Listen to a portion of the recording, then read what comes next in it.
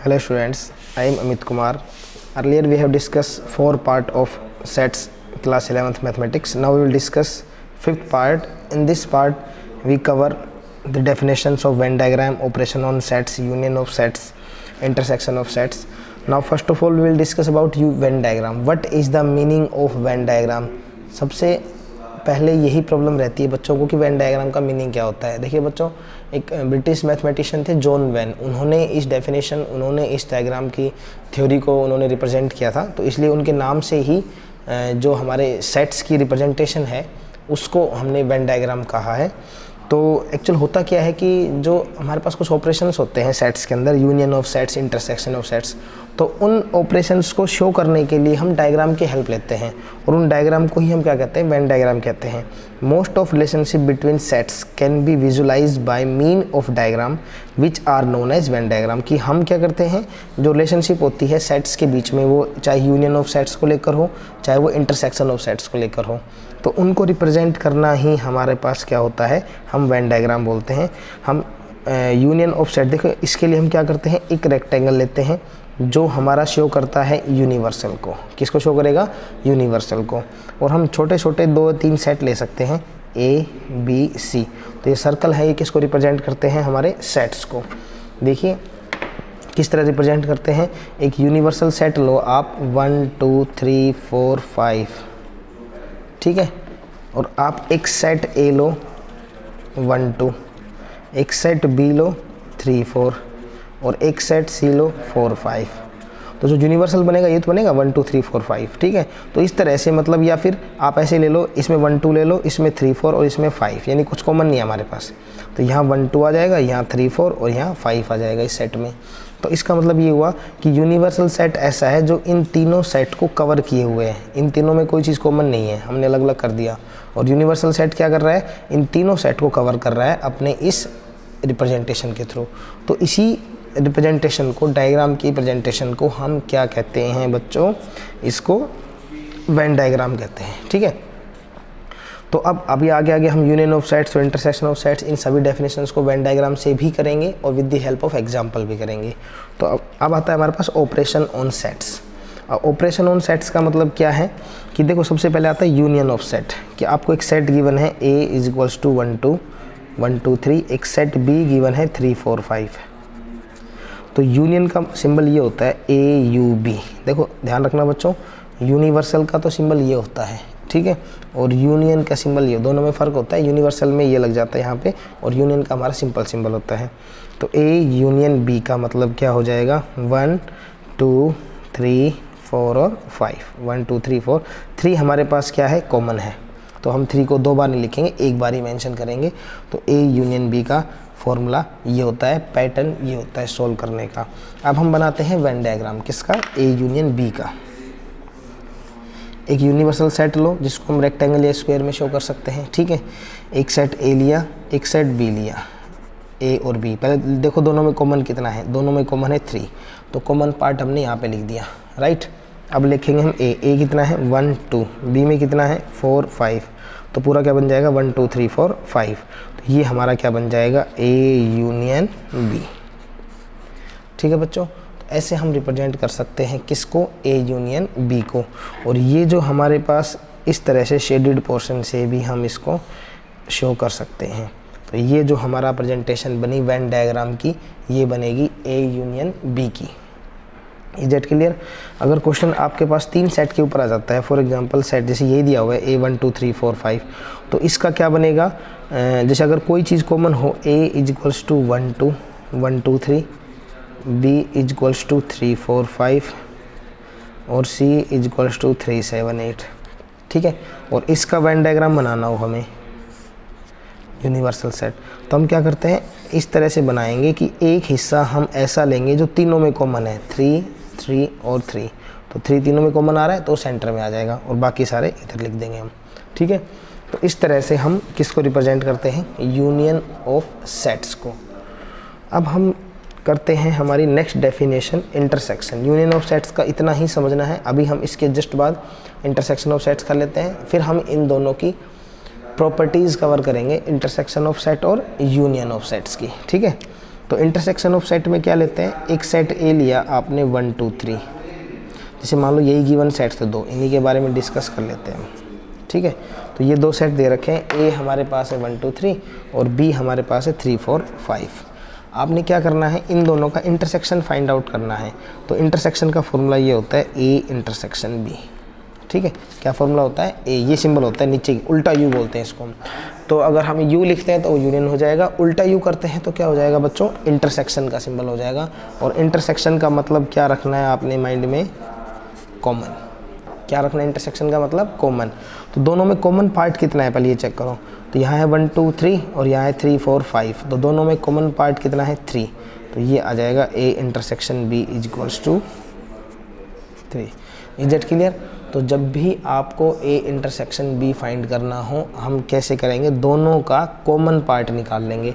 और अगर Venn diagram के थ्रू रिप्रेजेंट करना हो इसको, तो आप वेन डायग्राम थ्रू कैसे करेंगे, ये यूनिवर्सल सेट हो जाएगा, ये हमारे पास सेट ए हो जाएगा, ये सेट बी हो जाएगा। इन दोनों में कॉमन पार्ट कितना है 3, तो 3 पहले यहाँ लिखो, यहाँ आ जाएगा 1 2 4 5, ठीक है। अगर आपको शेडेड पोर्शन से रिप्रेजेंट करना है तो हम इस पार्ट को रिप्रेजेंट करेंगे, ये जो पार्ट है कॉमन पार्ट, ठीक है। तो इसको हम क्या कहेंगे, ए इंटरसेक्शन बी कहेंगे, ठीक है बच्चों, याद रहेगा। तो this is called A inter. अब यहाँ पे आप एरो लगा देंगे और एरो लगा के इसको क्या लिख देंगे, ए इंटरसेक्शन बी। तो ये दो डेफिनेशन थी, काफ़ी इंपॉर्टेंट डेफिनेशन है दोनों की दोनों, ए इंटरसेक्शन बी और ए यूनियन बी। जब हम इसमें आएंगे तो इसमें ये वाला सारा पोर्शन हम कवर करेंगे ए यूनियन बी में, ध्यान रखना है,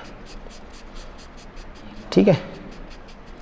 तो ए यूनियन बी और ए इंटरसेक्शन बी, इन दोनों की डेफिनेशन हमने कवर कर ली है। इन दोनों के ऊपर एक्सरसाइज के क्वेश्चन भी हम इन्हीं डेफिनेशन के according on the behalf of the definition हम कवर कर सकते हैं। कुछ ज़्यादा मुश्किल नहीं होते, ये जो डेफिनेशंस हैं काफ़ी इजी रहती हैं सॉरी। तो इनके साथ साथ आप क्वेश्चंस जो भी एक्सरसाइज है, एक बच्चों बुक को लेकर मैं आपको बता देता हूँ कि हमें बुक आप है ना, एलिमेंट्स ऑफ मैथमेटिक्स,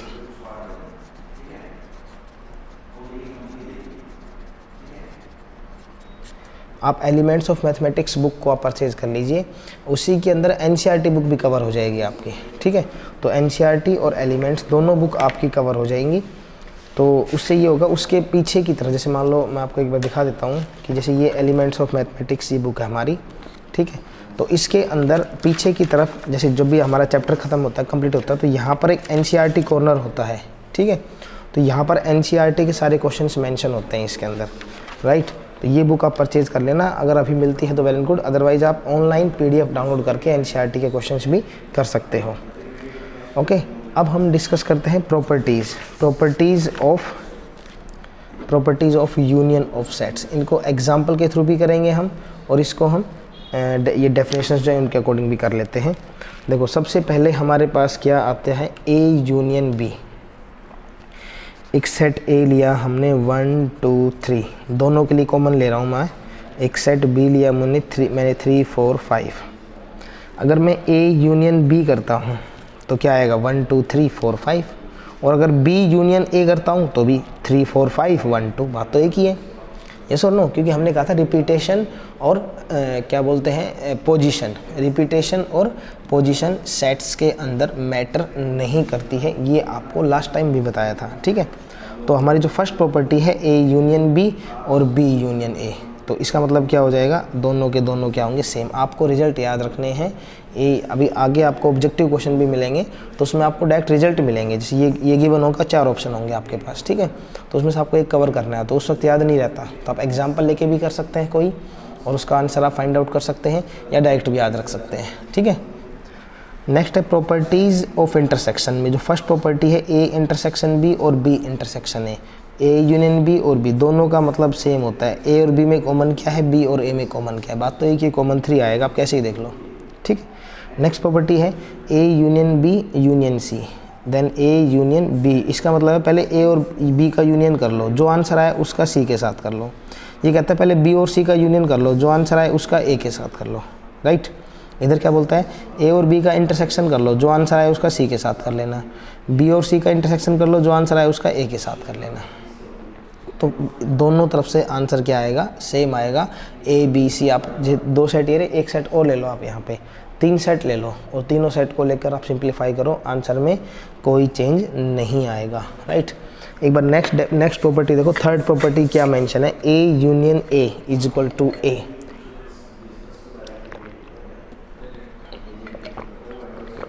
अब ए यूनियन ए, इसका मतलब क्या है बच्चों कि ए के अंदर कुछ एलिमेंट है, उसका यूनियन उसी के साथ करना है। काफ़ी बार बच्चे क्या करते हैं, इसको 2 बार लिख देंगे, 1 2 3 1 2 3। अरे भाई रिपीटेशन मैटर नहीं करती है, तो ए यूनियन ए क्या आएगा, ए ही तो आएगा। ए इंटरसेक्शन ए क्या आएगा भाई, दोनों में कॉमन चीज़ क्या है, दोनों में कॉमन ए ही तो है, तो कुछ अलग तो है नहीं दोनों में कॉमन, तो ए इंटरसेक्शन ए क्या हो जाएगा, ए हो जाएगा। ठीक है, तो थर्ड यहाँ भी क्लियर, थर्ड ये भी clear. A union phi is equals to A, कैसे, फाई में तो कुछ होता ही नहीं है, ए में कितना है 1 2 3 है, दोनों का यूनियन करेंगे तो क्या आएगा 1 2 3 आएगा। एक ब्लैंक, एक खाली ज्योमेट्री बॉक्स ले लो आप, ठीक है, उसका यूनियन दूसरे खाली ज्योमेट्री बॉक्स के मटेरियल से करना है, तो हमारे पास एक ज्योमेट्री बॉक्स लो, उसमें 10 पेन है या 5 पेन लगा लो आप, ठीक है, दूसरे वाला खाली है। जब उनके पेन का यूनियन करेंगे तो हमारे पास 5 पेन ही तो रहेंगे, क्योंकि दूसरे वाला तो खाली है, तो पहले वाला ही रहेगा जो था हमारे पास, तो वही चीज़ यहाँ पर 1 2 3 1 2 3 वही रहेगा हमारे पास, 1 2 3 ही रहेगा, ठीक है, चेंज उसमें नहीं आएगा। तो ए यूनियन फाई। अच्छा, अगर आपसे कहा जाए कॉमन, जैसे मान लो फर्स्ट ज्योमेट्री बॉक्स में 5 पेन है, दूसरे वाले में एक भी पेन नहीं है, दोनों में कॉमन क्या चीज़ है, कुछ भी नहीं है कॉमन, वो तो खाली है, उसमें 5 है, तो कॉमन तो कुछ है ही नहीं उसमें, तो ए इंटरसेक्शन फाई क्या आएगा, फाई। कंफ्यूज मत होना इस फोर्थ डेफिनेशन में और इस फोर्थ डेफिनेशन में, बिल्कुल भी कंफ्यूज ना हो आप, ठीक है, राइट। अब बारी आती है ए इंटरसेक्शन यूनिवर्सल और ए यूनियन यूनिवर्सल। ये यूनिवर्सल सेट है, ये मेरे पास सेट ए है, ठीक है, यूनिवर्सल सेट है और ये सेट ए है।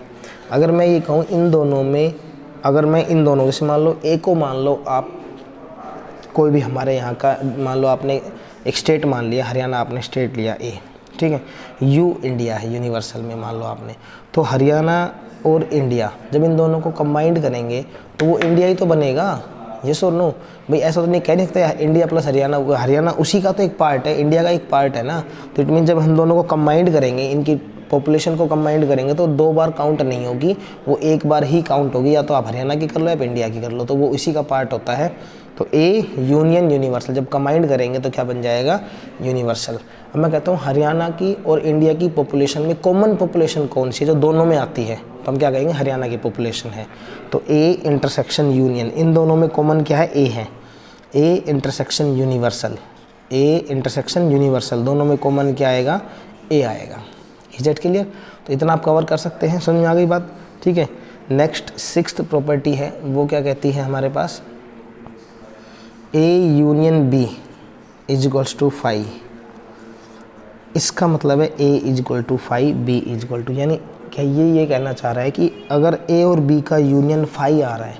अब मुझे एक बताओ, कोई भी 2 सेट है, जब हम उनका यूनियन करते हैं तो फाई किस कंडीशन में आ सकता है, फाई का मतलब कुछ नहीं, 2 ज्योमेट्री बॉक्स लिए मैंने, ठीक है, अब उन दोनों ज्योमेट्री बॉक्स का यूनियन किया तो भी मेरे पास एक खाली ज्योमेट्री बॉक्स ही आया। इसका मतलब क्या हुआ कि first geometry box and second geometry box दोनों के दोनों क्या थे, हमारे खाली थे, ब्लैंक थे, इसलिए जो मेरा नया बन के आया वो भी मेरा ब्लैंक ही रहेगा।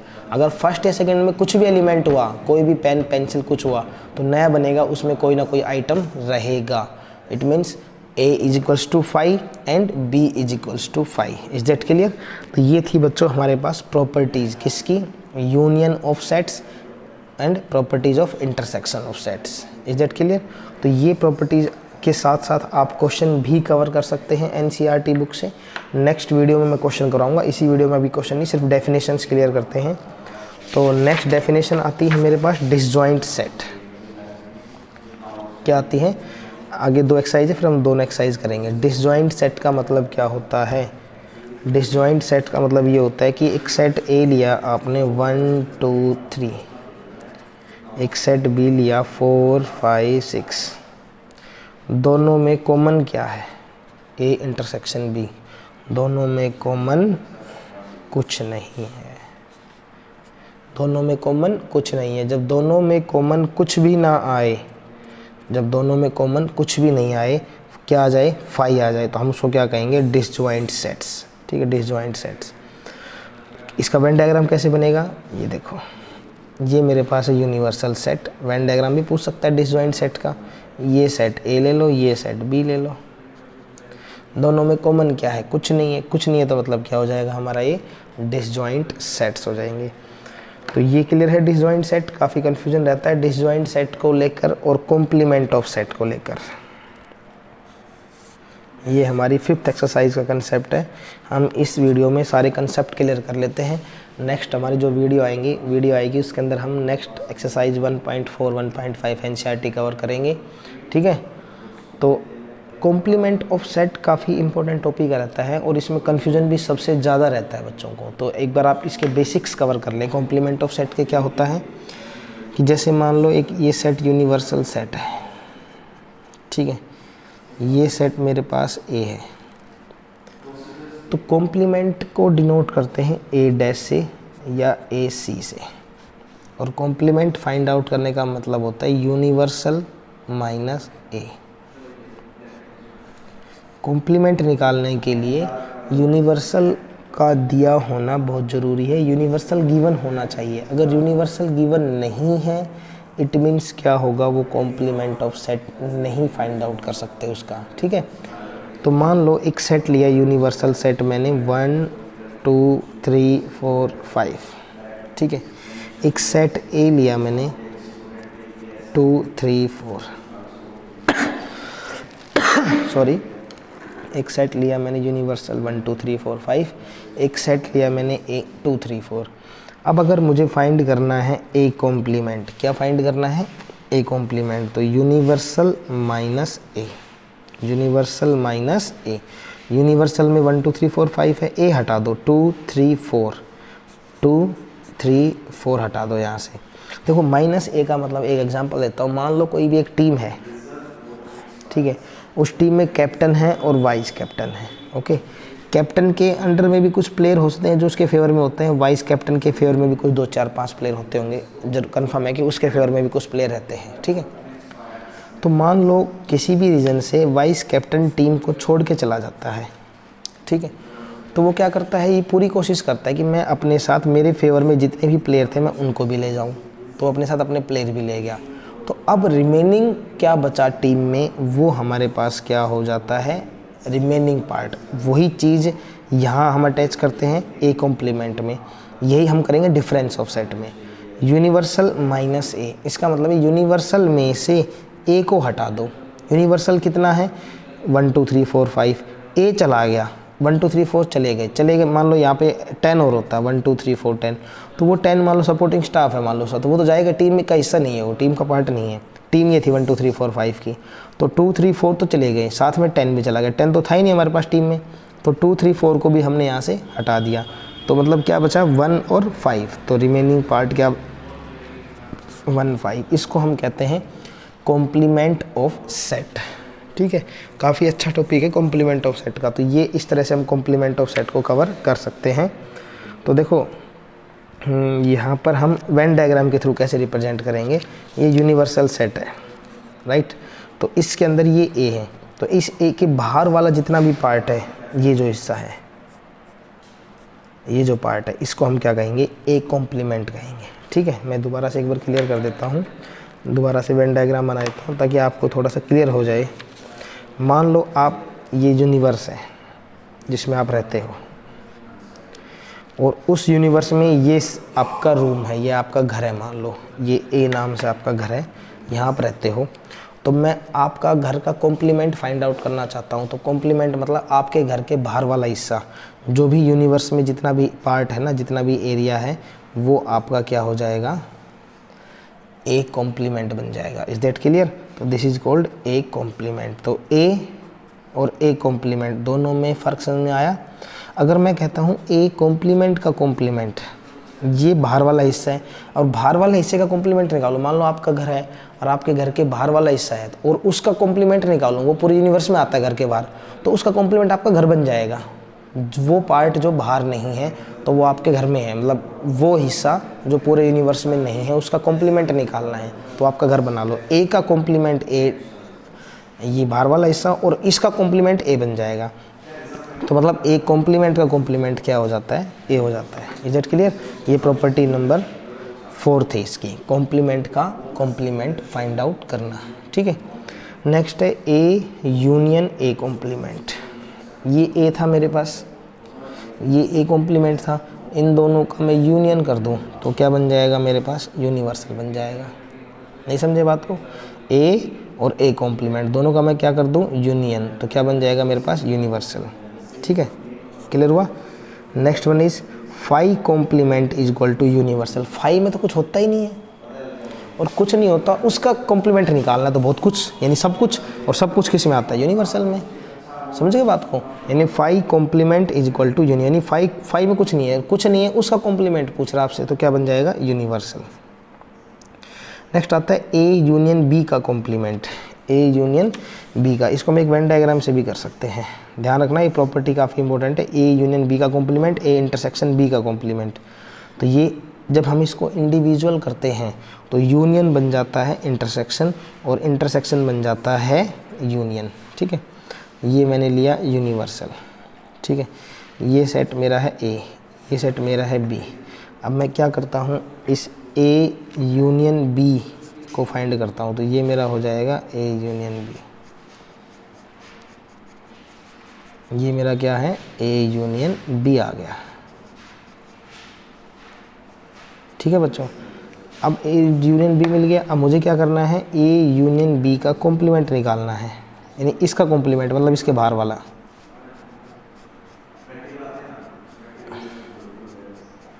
ठीक है, ये वाला पार्ट जो है, तो ये मेरे पास क्या रहेगा, ए यूनियन बी का कॉम्प्लीमेंट। ठीक है, तो इस तरह से वेन डायग्राम के थ्रू भी आप रिप्रेजेंट कर सकते हैं क्वेश्चंस को, और हम डायरेक्ट भी फाइंड आउट कर सकते हैं।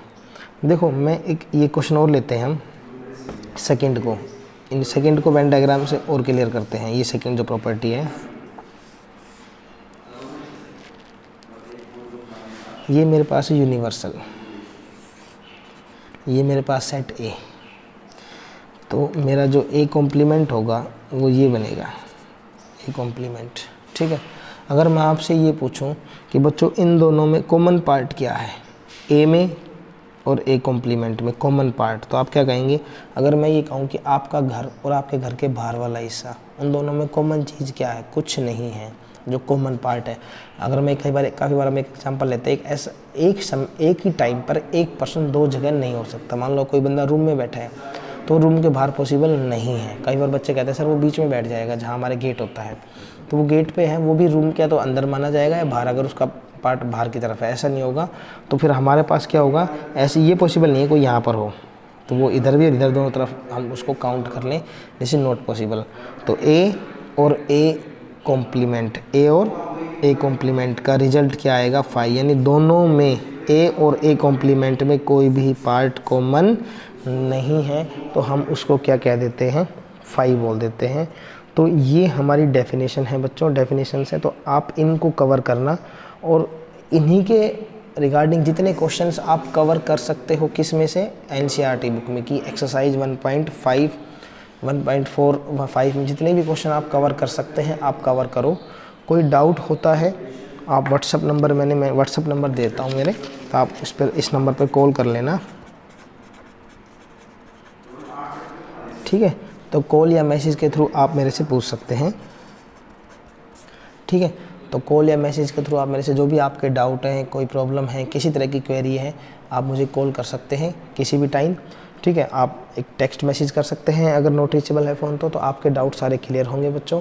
बस ये है कि आप क्वेश्चंस करते रहिए, जितने ज़्यादा नंबर ऑफ़ क्वेश्चंस आप करेंगे उतना ज़्यादा आपको बेनिफिट होगा, उतनी ज़्यादा आपकी कमांड होगी। इसके बाद एक छोटा सा हम ऑब्जेक्टिव क्वेश्चन का शॉर्ट टेस्ट भी रखेंगे इस चैप्टर के होने के बाद, 15 से 20 क्वेश्चन का कोशिश करेंगे, ज़्यादा भी हो सकते हैं, तो 2-3 टेस्ट ऑब्जेक्टिव भी लेंगे हम आपके, और उसकी रिपोर्ट भी आपको तुरंत मिल जाएगी। ठीक है, कि आपने कितना स्कोर किया है, उसका स्कोर कार्ड हमारे पास सेव भी रहेगा। तो तब तक के लिए आप क्वेश्चंस करते रहिए, ठीक है। टाइम वेस्ट ना कीजिए, घर पर जो भी टाइम आपको मिलता है एक्स्ट्रा टाइम यूटिलाइज़ कीजिए, उसको maximum number of objective questions कीजिए, उनकी प्रैक्टिस कीजिए, क्योंकि 20 नंबर का हमारा ऑब्जेक्टिव आने लग गया 12th क्लास बोर्ड में, तो आपके भी 20 नंबर का आएगा, ठीक है। तो उसको कवर करिए। Thank you.